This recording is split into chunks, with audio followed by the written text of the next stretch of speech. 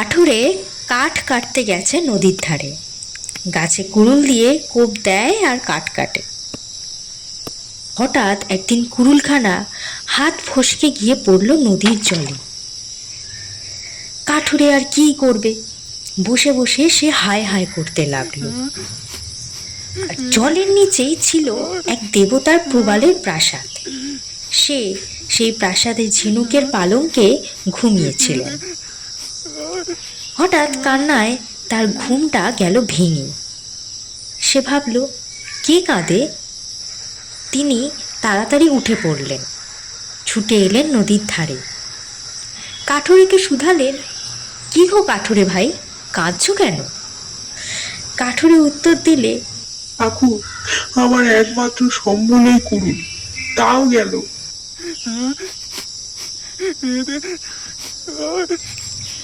জলের দেবতা বললেন, আচ্ছা, সে আর কি ব্যাপার, এক্ষুনি তোমার কুড়ুল এনে দিচ্ছি। এই না বলে তিনি নদীতে ডুব দিলেন। যখন উঠলেন তখন তার হাতে একখানা সোনার কুড়ুল। শুধালেন, এইখানা কি তোমার? কাঠুরে মাথা নেড়ে বললে, না ঠাকুর। দেবতা আবার ডুব দিয়ে এলেন একখানা রূপোর কুড়ুল নিয়ে। এবারেও কাঠুরে মাথা নেড়ে বললেন, সোনার উপর নয় তো ঠাকুর, সে আমার লোহার কুড়ুল।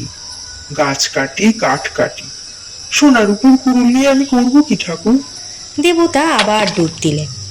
কাঠুরের কুড়ুলখানা এইবার উঠলেন নিয়ে। কাঠুরে তো আহ্লাদে আটখানা। হ্যাঁ হ্যাঁ, এই তো আমার কুড়ুল। দেবতা কুড়ুলখানা তার হাতে দিয়ে দিলেন।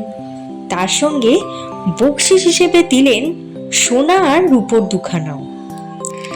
কাঠুরে তো খুশি হয়ে বাড়ি ফিরে এলো। গদগদ হয়ে বন্ধুদের কাছে গিয়ে সে সব কথা খুলে বলল। ওদের মধ্যে ছিল এক হিংসুটে কাঠুরে। তার কিন্তু কাঠুরের এই বরাত দেখে সহ্য হলো না। সে ঠিক করলে সেও যাবে আর দেবতার কাছ থেকে নিয়ে আসবে সোনা আর রূপোর কুড়ুল। যে কথা সেই কাজ। নদীর ধারে সেও গিয়ে হাজির হলো।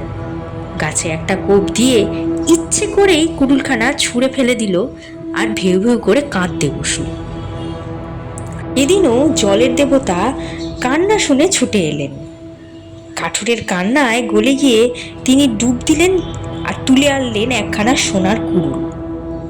দেবতা শুধু হওয়ার আগেই কাঠুরে হাত বাড়িয়ে চেঁচিয়ে উঠে বলল, ঠাকুর, ওই যে আমার কুড়ুল। দেবতা মিছে কথা শুনে বেশ চটে গেলেন।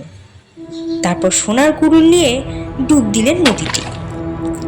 সোনার উপর কুড়ুল তো জুটলই না, লাভের মধ্যে এই হলো কাঠুরে নিজের লোহার কুড়ুলখানাও খোঁড়ালো।